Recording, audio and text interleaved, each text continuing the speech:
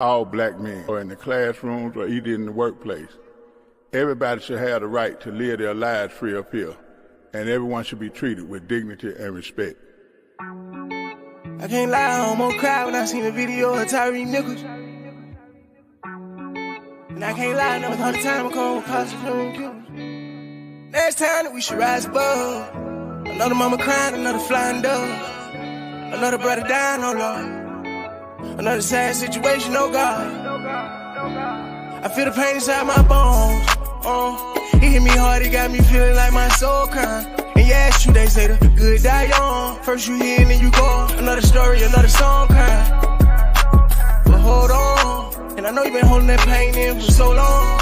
Don't trip, it getting bout, they say no pain, no gain. Gotta stand tall and all weather, cause when it rains and storm, get an umbrella. Next time that we should rise above.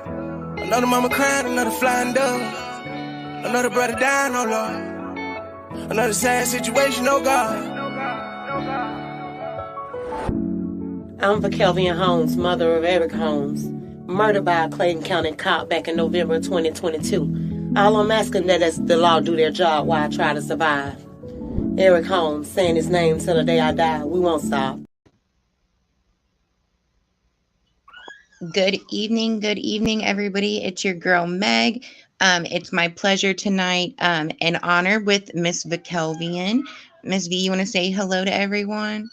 I do want to say hello briefly. I am catching an echo on my end, so I won't let you guys continue to hear that. But I do want you to hear Mr. Bob Hollister, okay? So he's a candidate, and you know how I feel about candidates. I'm so happy that he came because I believe that each candidate has an opportunity to make a change within whatever county they may be in. So I welcome Mr. Bob in for you guys, and I want to make sure that you're getting transparency and that you have an opportunity in order to meet a candidate without it being so scripted or without it being only what you see on the news. So Mr. Bob Hollister is going to introduce himself, and I'll let Meg go ahead and take control from here. But thank you guys for joining us tonight. Thank you. And Bob, if you do want to introduce yourself to our audience members that may not know who you are. Mm-hmm. Okay, sure do. So my name is Bob Hollister. I was born and raised here in Lancaster County. I recently retired as a school superintendent at Eastern Lancaster County School District after about 35 years, almost 34 years in public education. I started my career in Boyertown, then did some time in suburban Bucks and Montgomery counties outside of Philadelphia. Came back here to be the superintendent at Garden Spot, and had a great career there. I retired a little bit early to run for Congress against Lloyd Smucker. The other truth of the story is I was a lifelong Republican. Again, being born and raised here in Lancaster County, that's sort of how you start out, raised Roman Catholic. But after the January 6th insurrection, I changed parties. I was adrift prior to that. I was probably more of a independent thinker even before Donald Trump took office. Certainly did not vote for him. And here I am. Now I'm running for county commissioner, hoping to extend my life of service to the Lancaster County that I grew up in. Yes, thank you so much for that. And I love that, it takes a person of a different heart to serve children. And, because they definitely can get on our, nerves sometimes for sure. But thank you so much. For sure, Megan. And most of my career was at the middle school, which is where a lot of folks like to avoid. So yes, you have to be a little bit off center to work with those kids. Right, for sure. You got to keep up. That's for sure. Well, we're going to jump right into our discussion tonight and the questions that we had just for you, to get to know you a little bit better. And we did discuss these prior. But what is your what made you want to run for county commissioner? It's definitely a position that, needs open-minded, like-minded individuals to, sit in those seats. That's so important, especially to me, at least. Yeah, so it was a natural continuation of my run for Congress. The congressional district is all of Lancaster County, a little bit of York County, and so Lancaster County is all of the county commission. So It's a natural way to extend my service as a superintendent, and I picked up a lot of important skills. And it's a calling of sorts. I'm retired. I don't need to do this. I feel compelled to do it, and I think that's a difference in my candidacy, because it's really about the service for me. It's really about moving Lancaster County forward. We're a good county. We have a lot of good things going on, but we definitely have some areas that we need to address. Yes, I agree. And so with that question, what is your position on cash bail in Lancaster County? So I think the bail system is broken, or it's not being utilized correctly. If you listen to the statistics coming out about our bail system, for example, I got this from Michelle Batt. Shout out to Michelle, who does a great job. $30 million to operate the prison a year. $20 million is spent on people who are waiting trial, who may or may not be innocent. The magistrates, the local MDJs are just putting too much bail on people. There are alternatives to bail that could be used. And what's happening is, people are saying, I can't pay that bail, so put me in jail. And unfortunately, the whole idea of bail is so someone has skin in the game, so they can still, be with their family. They can still go to their job. They can still go to their church or whatever it is that keeps them connected to community until that trial comes up. So absolutely, we need to do more with our bail system. And go ahead, Mama. I wanted to come in. I wanted to first of all, can you put it on mute, Meg? Okay, stop the echo. I wanted to first say thank you, Mr. Hollister. You made some great points, even in speaking on the parties. And a lot of people say, well, I'm Democratic or I'm Republican. You have been in both parties. So I want to thank you for that. And I don't know how to identify myself now in going through the battle that I'm going through, because I've met both. And I can say from both sides, I've had some things that I'm like, okay, I agree to this or I don't. So I want to thank you, because I feel like you're going to have a lot to offer. Like what Meg said with the kids, that definitely resonated with me. I feel like any official that goes into office needs to have some kind of care about kids, because what's being failed in our system is actually the kids. Mm-hmm. And if you start on them as kids, if you have a passion for the kids, then you have a heart. But if you come in here and you have no passion for kids, if you can't even think about kids or anything to relate to kids, then how are you going to care about grown people or an entire county or an entire state if you have no passion, not even for kids? So I think that's a big thing, that a big, qualification is, hey, I care about kids. So if I care about kids, I can care about you. I can care about this county because I want the best for the kids. So thank you. Amen. Yes, I love that. And also another question that we had, shout out to Jean Bickmeyer with Have a Heart for People in the Criminal Justice System. She would like to know, what do you see as a priority at the new jail that's being built? Well, obviously, there's two big pieces. One, are we building the right size jail, given the fact that so many of the folks taking residence there are temporary or shouldn't be there at all? And again, that goes back to the bail conversation. But the second part should be really about, our goal should be zero recidivism, zero. Now, I understand that's a lofty goal, but it should be the goal. It should be at least the vision. The jail should really be a place for people who are there to change whatever's not working for them, get job training, address drug and alcohol issues, address mental health issues. It really can be a whole lot more than just housing bodies. In fact, it absolutely should be a whole lot more. Again, going back to the whole idea of zero recidivism. We need workers. We need highly skilled, even semi-skilled workers. That can be accomplished in a jail setting. So I think there's a grander vision for the jail that could be in place, that's not just sweeping people off the street. Yes, I agree so much. And what a lot of people don't realize is that in Lancaster County, at least, I'm like a big statistics nerd. And so $117 per inmate per day. So now on average, there's about 750 inmates population at Lancaster County Prison in a month's time. or in a day.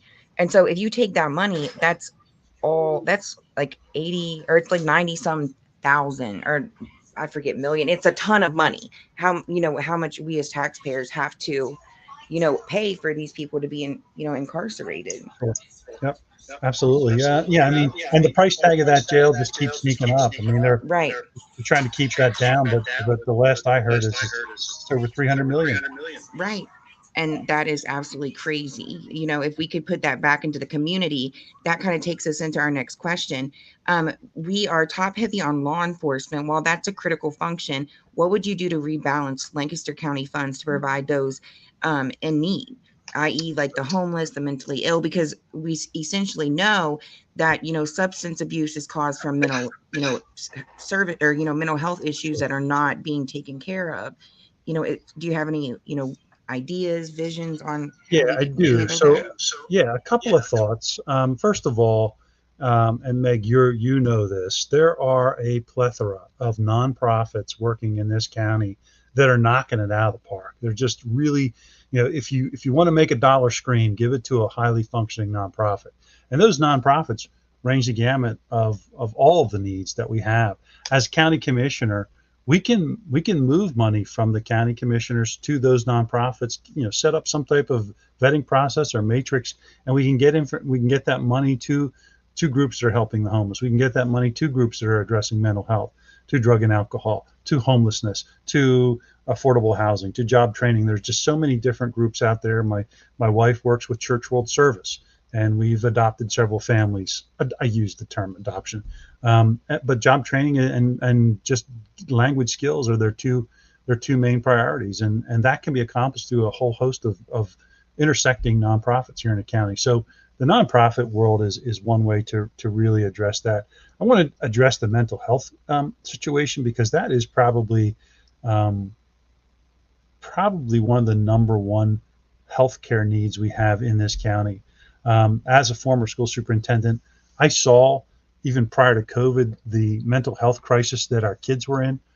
Coming out of COVID, I don't know what to call it, catastrophic. We are not addressing the mental health needs of our young people, adults as well, but especially our young people. One person who is a major mental health provider here in this county said that he could hire 100 therapists tomorrow. He has 100 openings for therapists. And so we really do need some type of mental health summit, and Lancaster County commissioners could host that and bring people in from all over the country and really start trying to solve problems. Yes, And Bob, that's a that made great me idea. goosebumps. Yes, I love that.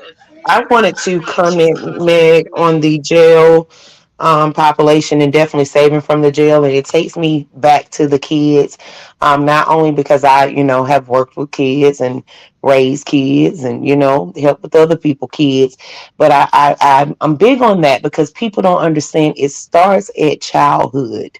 What you are raising up in your community, even with a lot of people, it starts at childhood. It's not to say that their childhood is going to determine what it is they're going to do, but the more kids that you can touch or impact within a community can really help. It's going to help with your jail population. It's going to help with a lot of different things because you have support behind these kids. So if you don't start with the youth within your communities, then your communities are going to fail. We know that there is mental health situations, mental health problems in our community now. Not only is it mental health problems, a lot of it is going to be drug abuse. Okay, so a lot of what we're calling mental health problems now is drug abuse. So you can't face one of them without facing the other. And I think we're getting beyond the drug abuse. And now the drug abuse have now became mental health abuse, and we're focusing on it, but we're leaving things out. It's almost like we're just taking a step or focusing on one issue.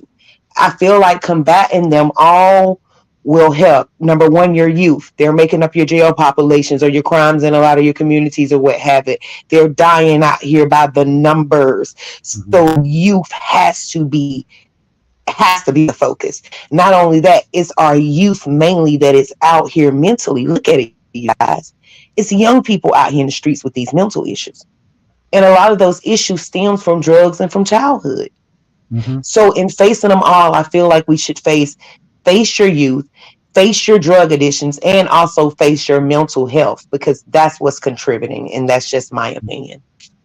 No, I think your point is well taken. I mean, unfortunately or fortunately, schools have had to accept the fact that kids today have a lot of trauma, and so there are ways to assess that trauma and then teach to that trauma. And unfortunately, we're sort of in the baby stage in public schools, understanding that and understanding how to do that. But we are at least aware, and that's the good news. Your public schools can still be that place where a lot of great things can happen on top of the academics. Unfortunately, the reality of it is it's just not academics anymore. We've got to address the trauma that kids have. Years ago, and it may still be true, they used to predict the jail populations based on third grade reading scores. Well, imagine that. You can tell by third grade what your prison population is going to be because of academic success. So you're absolutely spot on. School matters and our kids matter, and there's things that we can do. It's not a helpless or hopeless situation. Yeah, it's so true. And it'll be great to have, a commissioner, hopefully, that has those views and visions for our youth, because that is our future generation. So, and with that being said as well, what was your favorite childhood memory from Lancaster County? I know you said you was born and raised here. Oh my gosh, that's really hard to nail down. Boy, oh boy. I mean, I remember, back before there were all the orchards and all the places to go, there was a little apple farm outside of, just up from Safe Harbor, that we used to go to in the fall when we start making apple pies. I used to love to go in there and just smell it. But, there are so many great memories growing up here in Lancaster County. Always going to Redmond's at least once, when the Christmas decorations were up, when the original Christmas store was Redmond's. There's just so many wonderful experiences I had growing up here. It's a great memory place for me, and I love Lancaster County. I love so many aspects. I still drive around. I'm fortunate. My father is still in the same house that I grew up in, which is unusual. It's a little rancher out in West Hempfield. Unfortunately, my mom passed way too long ago, 25 years ago. But when I go home, I still get to go home. So I just love every part of Lancaster County.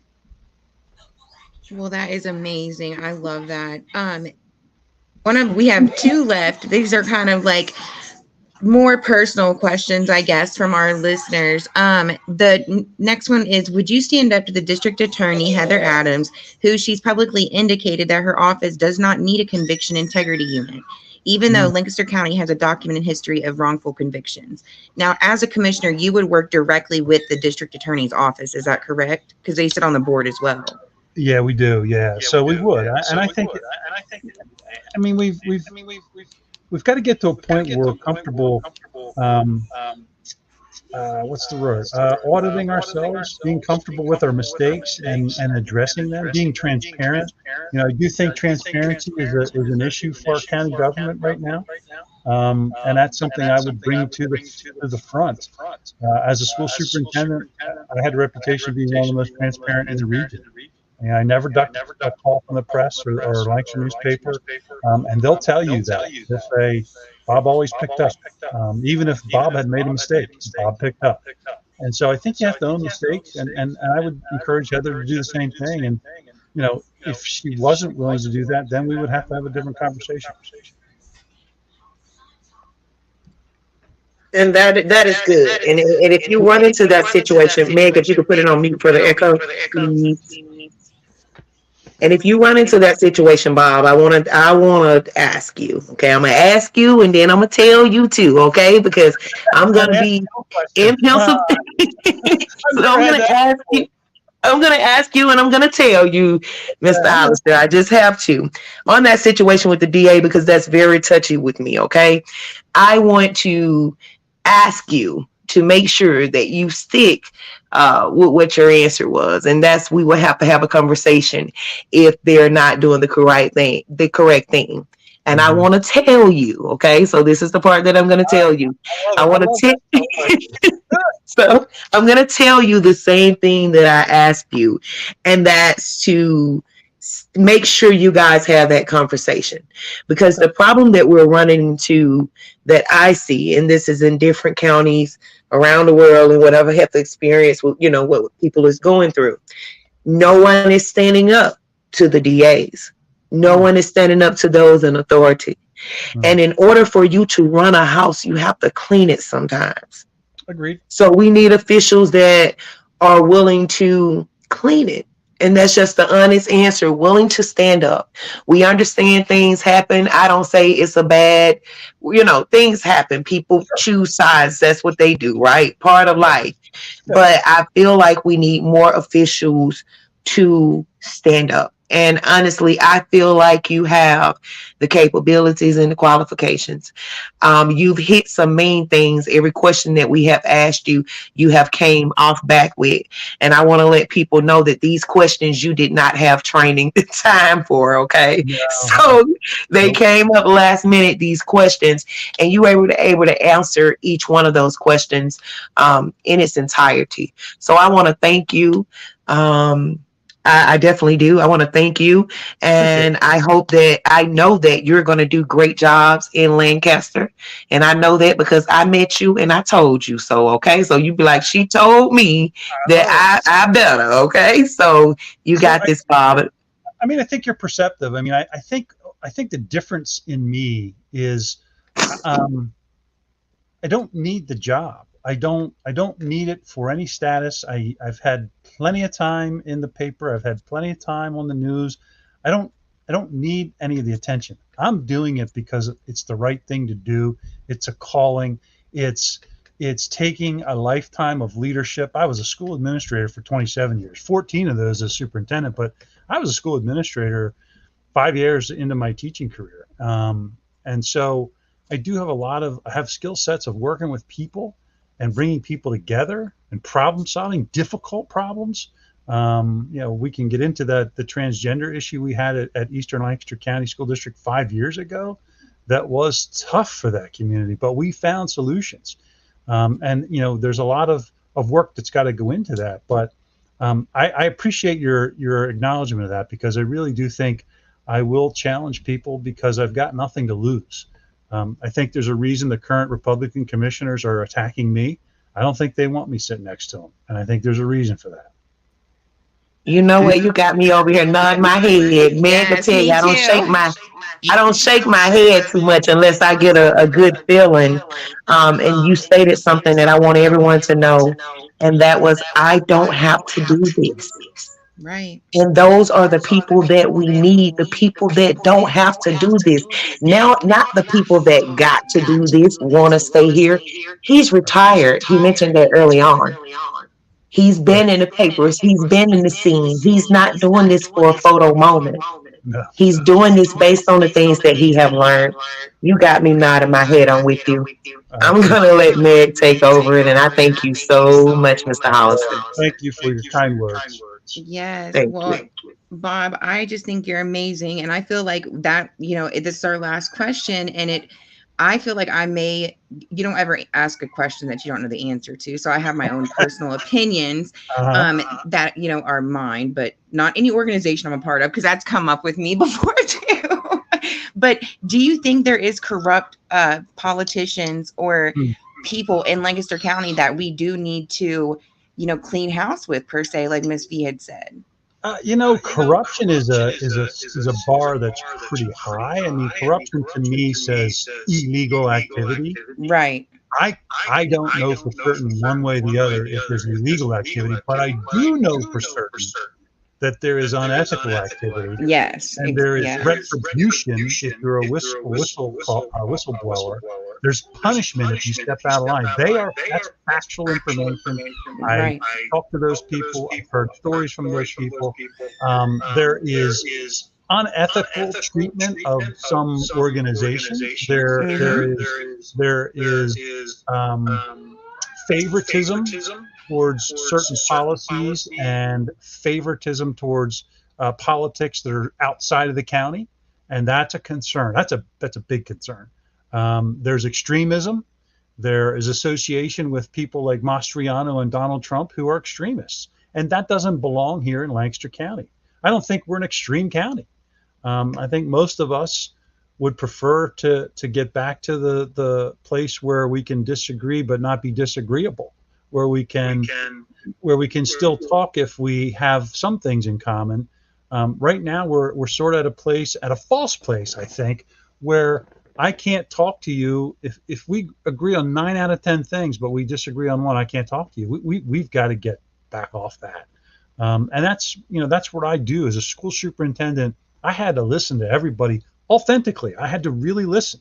And then, I find that when people have had an authentic conversation, even if you say to them, no, I can't do that, they at least appreciate the effort. They appreciate your attention.